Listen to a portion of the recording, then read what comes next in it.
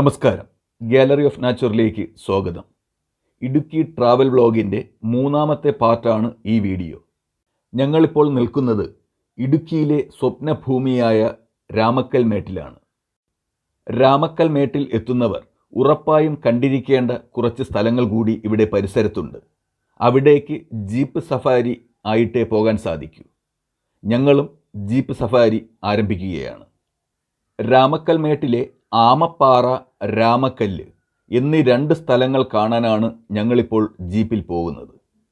അവിടെ രണ്ടിടവും കണ്ട ശേഷം തിരികെ രാമക്കൽ മേട്ടിലെ കുറവൻ കുറത്തി പ്രതിമകൾ സ്ഥിതി ചെയ്യുന്ന ഈ ഗ്രൗണ്ടിലേക്ക് തിരികെ എത്തും. ആദ്യം ഞങ്ങൾ പോകുന്നത് ആമപ്പാറ എന്നറിയപ്പെടുന്ന ആമക്കല്ലിലേക്കാണ്. കുറച്ചങ്ങോട്ട് ചെന്നാൽ പിന്നെ ഓഫ് റോഡ് യാത്രയാണ് എന്നാണ് ജീപ്പ് ഡ്രൈവർ പറഞ്ഞത്. ഞാനും ഇവിടെ രാമക്കല്ലിൽ ആദ്യമായിട്ടാണ് വരുന്നത്. ജീപ്പ് യാത്രയ്ക്കൊപ്പം ആദ്യം പോകുന്ന ആമപ്പാറ എന്ന വ്യൂ പോയിൻറ്റിൻ്റെയും സ്ഥലത്തിൻ്റെയും പ്രത്യേകതകൾ കൂടി പറയാം. ഇടുക്കിയിലെ വളരെ പ്രശസ്തമായ രാമക്കൽ മേടിനോട് ചേർന്ന് കിടക്കുന്ന മനോഹരമായ പ്രദേശമാണ് ആമപ്പാറ. ആമയുടെ രൂപത്തോട് സാമ്യമായ പാറ ആയതിനാലാണ് അവിടെ ആമപ്പാറ എന്ന പേര് വന്നത്. കേരളത്തിലെ ഏറ്റവും സുന്ദരമായ ഇടുക്കിയിൽ കാടും മലയും വെള്ളച്ചാട്ടങ്ങളും വന്യജീവികളും ഡാമുകളും ഒക്കെ നിറഞ്ഞ ഒട്ടേറെ ഇടങ്ങൾ ഉണ്ട്.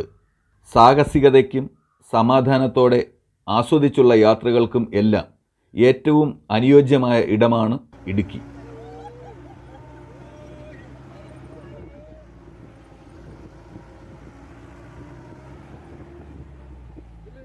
വളരെ ദുർഘടമായ ഓഫ് റോഡിലൂടെയാണ് ഞങ്ങളിപ്പോൾ പോയിക്കൊണ്ടിരിക്കുന്നത്.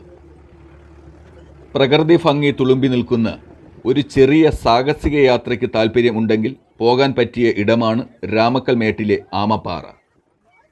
ഒരു വലിയ ആമയുടെ തോടിനുള്ളിലൂടെ കടന്നുപോയാൽ എങ്ങനെയുണ്ടാകും?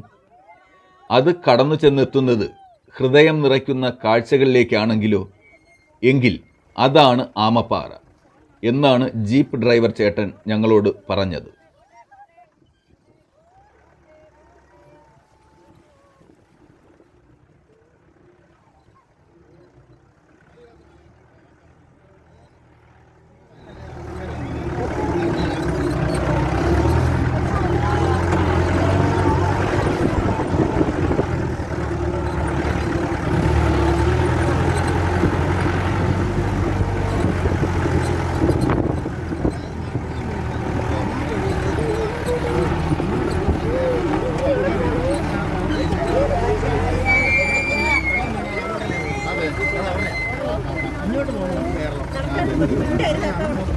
അത് കണ്ടോ, അതിൻ്റെ വണ്ടി കയറി പോകണം.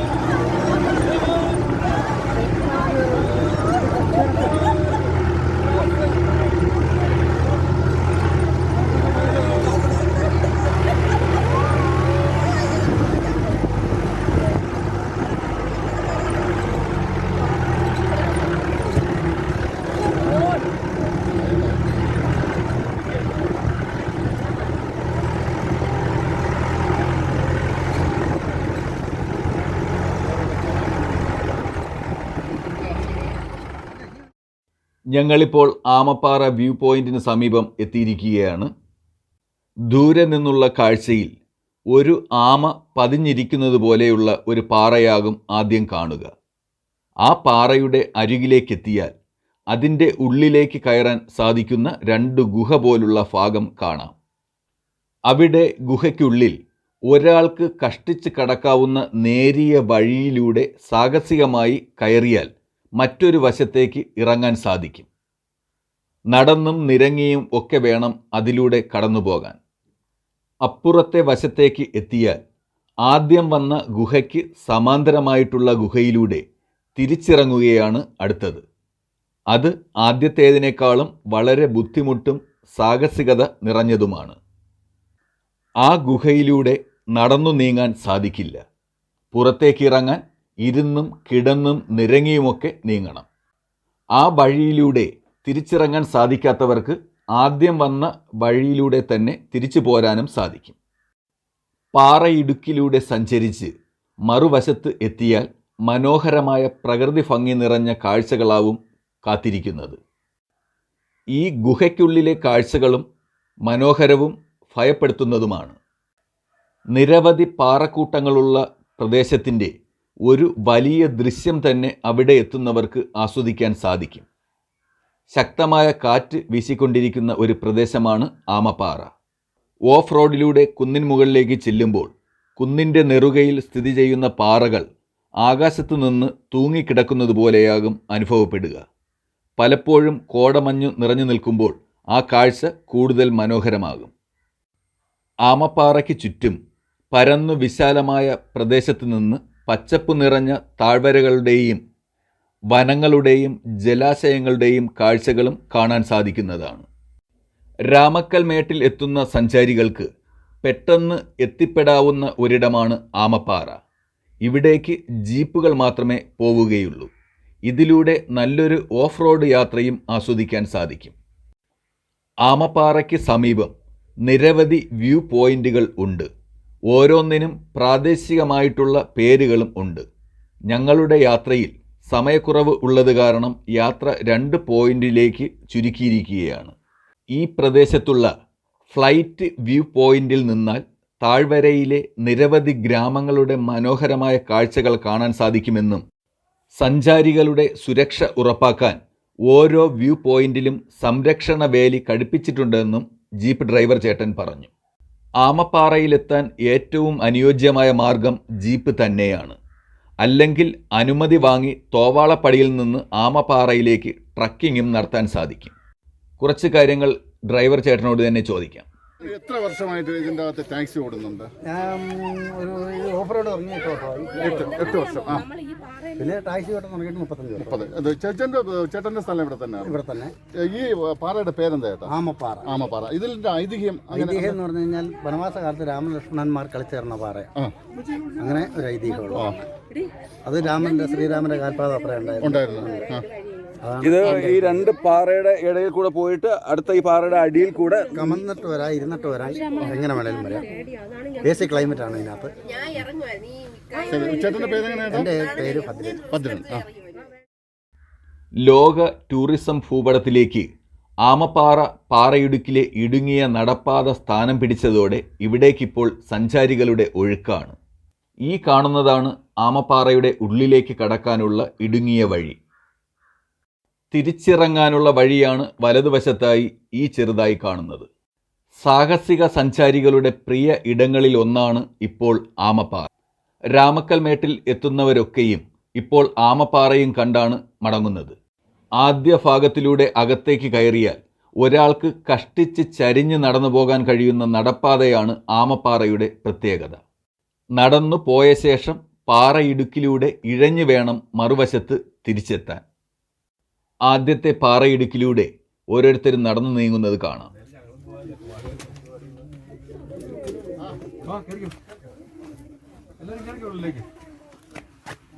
എന്റെ പള്ളി.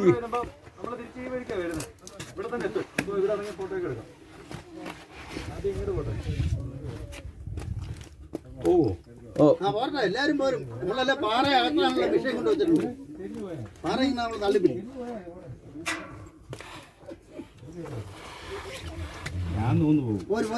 എല്ലാരും പോരും. നിക്കേ കേറിക്കോ. തങ്ങളെ കൈ ഇങ്ങോട്ട് ഇങ്ങനെ വെച്ചേ, കൈ അങ്ങനെ നൂന്നിറങ്ങരുത്, കൈ ഇങ്ങനെ പൊക്കി വെച്ച്. കൈ ഇങ്ങനെ വെച്ചേ ഞങ്ങളെ. ആ എന്നിട്ട് ചരിഞ്ഞ് ഇനി പോര് പോര് പോര്. മുബീന വരില്ല, എല്ലാരും വരും. പിന്നെ ആരും പറഞ്ഞ വരത്തില്ലെന്ന്? നല്ല തടി ആരും വരിപ്പില്ലല്ലോ. തടിയൊന്നും ഒരു വിഷയമല്ലേ. നമ്മൾ കല്ലിങ്ങനെ അകത്തി കൊടുക്കൂല്ലേ. കൈ കൈ പൊക്കെ പിടിച്ചേ. ആ എന്നിട്ട് പോര്. ആ ഉണ്ടല്ലേ പോരത്തില്ലെന്ന് ആരാ പറഞ്ഞു? വാ വാ. ആ കല്ലൊന്നും അകത്തി കൊടുത്താരാ? ആ കണ്ട കടന്ന് കടന്ന് കൈകൾ മുകളിലേക്ക് ഉയർത്തിപ്പിടിച്ച് ചരിഞ്ഞ് ഈ ഇടുങ്ങിയ ഇടവഴിയിലൂടെ മറുവശത്തേക്ക് ചെന്നെത്തുമ്പോൾ കാണുന്നത് അഗാധ ഗർത്തവും അതിന് താഴെ വിവരണാതീതമായ കാഴ്ചകളിലേക്കുമാണ്. രാമക്കൽ മേട്ടിൽ നിന്നും ആമപ്പാറയിലേക്കുള്ള യാത്രയും സാഹസികമാണ്. ഓഫ് റോഡ് യാത്ര പ്രേമികളെ ഹരം കൊള്ളിക്കുന്നതാണ് ആമപ്പാറയിലേക്കുള്ള യാത്ര. ഭൂമിശാസ്ത്രപരമായി അനേകം പ്രത്യേകതകൾ ഉള്ള ഇടമാണ് ആമപ്പാറ.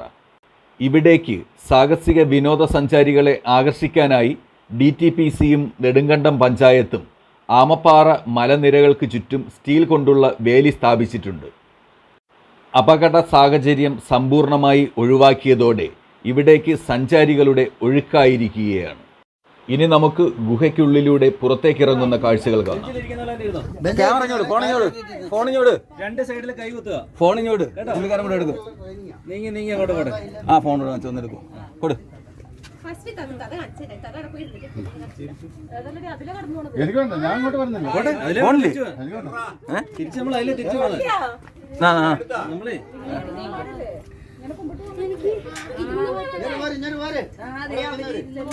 ആ ഇരുന്ന്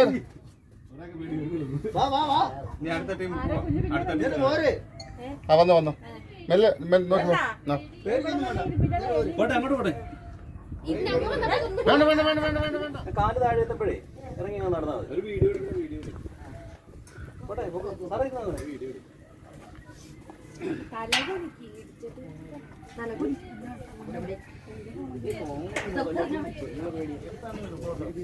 ഒരു സാധനം കളയല്ലേ, പോയാൽ കിട്ടത്തില്ലേ.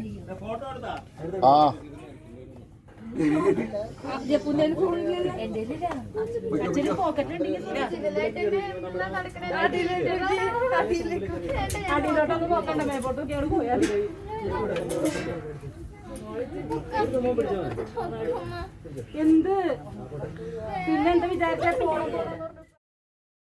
ഗുഹയ്ക്കുള്ളിലെ വളരെ ഇടുങ്ങിയ വഴിയിലൂടെ കിടന്നു നിരങ്ങിയാണ് പുറത്തേക്ക് ഇറങ്ങേണ്ടത്.